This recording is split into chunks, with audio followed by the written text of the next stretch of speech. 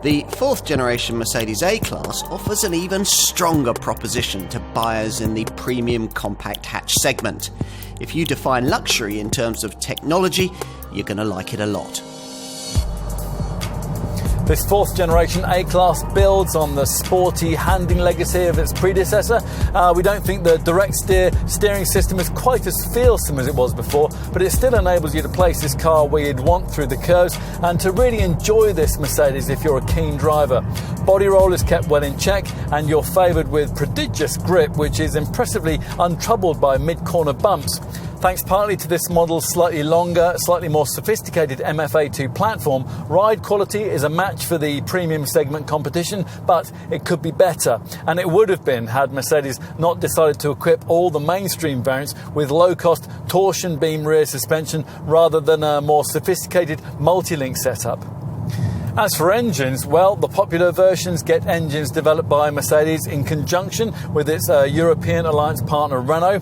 As before, there's a 116 horsepower 1.5 litre diesel for the popular A180D derivative, or a couple of 1.3 litre petrol units, either the 136 HP engine fitted to the base A180 or the variant we've decided to try today, the 163 horsepower A200, which features cylinder deactivation technology, and that's enough to help this particular A-Class deliver reasonable efficiency figures, 47.1 mpg on the combined cycle and 136 grams per kilometre of CO2. That's with a manual gearbox, but it's the 7G DCT automatic that most buyers will probably choose. Now, you have to have that self-shifter if you go for the rapid petrol 2-litre A250 model, which offers up 224 HP and almost hot hatch performance.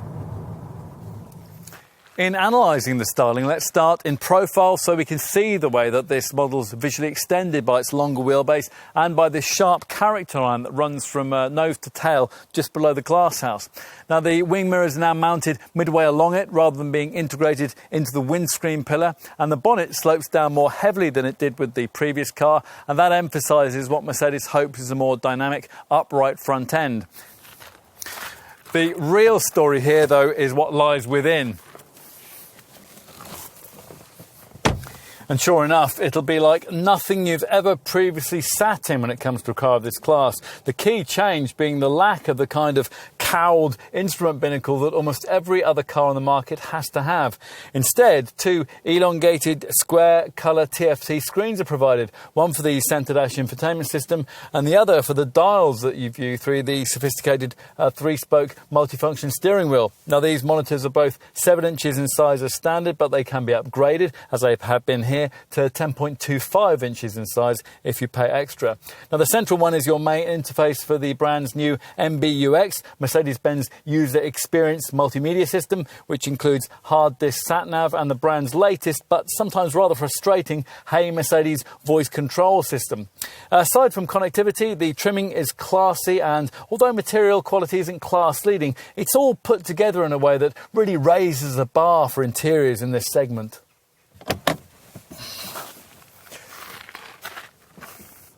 Time to take a seat in the back. A 6-footer might still struggle a bit to sit behind another adult of similar height, but overall there's significantly more room for knees and legs than there was before. And the boot, well, at 370 litres in size, it's 29 litres bigger than the trunk of the previous model. And thanks to the 2-section rear lights, the loading aperture is 200mm wider than before, and the luggage compartment floor is 115mm longer. Fold down the seats completely, and 1,210 litres of total capacity can be freed up. And in summary, well, you're probably aware that most German models require you to spend plenty if you're going to experience all they have to offer, and that's even more the case with this one. Without the fancy, larger interior screens, this A-Class lacks a bit of its showroom uniqueness, and that's a selling point that's vital for this car to have in the face of renewed competition from BMW, Audi and Volvo in this segment.